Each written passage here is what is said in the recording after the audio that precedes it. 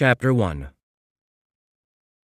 The call was taken at the Harrington, Indiana location for Tony Stye's Pizza Pies at approximately 8:15 p.m. Friday, August 4th. Rhonda Houck took the call. Houck had been working for Tony Stye since February and was about to be a senior at Harrington High School. There was little out of the ordinary about the call itself, though Houck would be questioned about it at length by various law enforcement officials and would later repeat the story to friends and acquaintances with increasing embellishment. At 8:15 p.m., 5 of Tony Stye's 6 phone lines were on hold, and Houck later admitted even if there had been something out of the ordinary about the call, she probably wouldn't have had time to notice. Even so, when questioned, she insisted she did remember taking the call. According to Houck, a little girl placed the order. She couldn't have been more than 9 or 10 years old, but of course, it was difficult to be sure over the phone. She ordered 5 pizzas, 2 pepperoni, 2 supremes, and 1 Hawaiian special, for delivery to 2675 200 West. The background noise Houck claimed to have heard while the girl was ordering was what most interested the officials who questioned her. A man and woman could be heard arguing from somewhere near the phone. Houck hadn't been able to discern what the argument had been about, nor had she cared to at the time, but she did recall that at one point she heard the man clearly state, "You wicked cunt, I'm going to fucking kill you." However, Rhonda Houck insisted, apart from the threat, the call was not that far out of the ordinary. It was not uncommon for a child to place an order for their parents, and it was not uncommon to hear arguing in the background of a call. The pizzas were made, 5 pizzas out of an estimated 800 pizzas made that night. At approximately 8:45 p.m., about the same time officials estimate, George Caden was committing his first murder of the evening. Delivery driver Brock Clouser returned from a previous run and helped to cut and box the pizzas. According to assistant manager David Fairchild, Clouser was speaking on a cellular phone the entire time he was in the store. None of the other employees spoke to him before he left, and he didn't speak to them.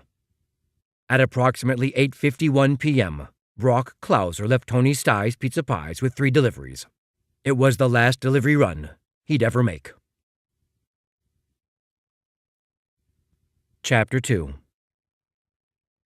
The faded blue paint was chipped and peeling, and the trailer's former coat of gray was clearly visible. Cheap plastic toys lay scattered across the overgrown lawn that was mostly brown, with a few patches of green. An overturned big wheel lay on the dirt path leading up to the porch, and Brock Clouser stepped around it, balancing the oven bag on his right hand, careful to avoid the many toys at his feet. At the foot of the trailer's dented metal porch were 3 lawn gnomes, all of which were cracked and chipped, and only one of which was standing upright. Jesus, does anyone actually mean to end up like this? Or does it just sort of happen, like cancer? He searched the aluminum paneling beside the front door and found only a cracked plastic square with a hollow circle in its center, from which an exposed wire protruded. The remains of a doorbell. Brock reached through the screenless screen door and knocked on the imitation wood behind it. It shook with each fist pound like the door to a porta potty. The blaring of the television inside was clearly audible outside. Someone was watching Federation wrestling. Just above it, he heard several children cry, "Pizza! Pizza!"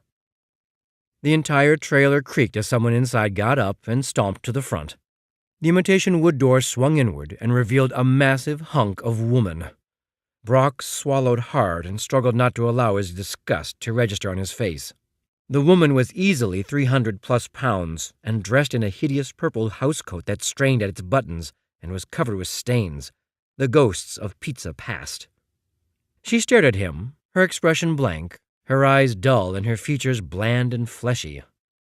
"How much?" $38.11.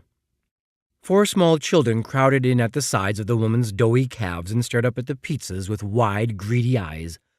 None of them wore shirts, and the smallest wore only Batman underwear.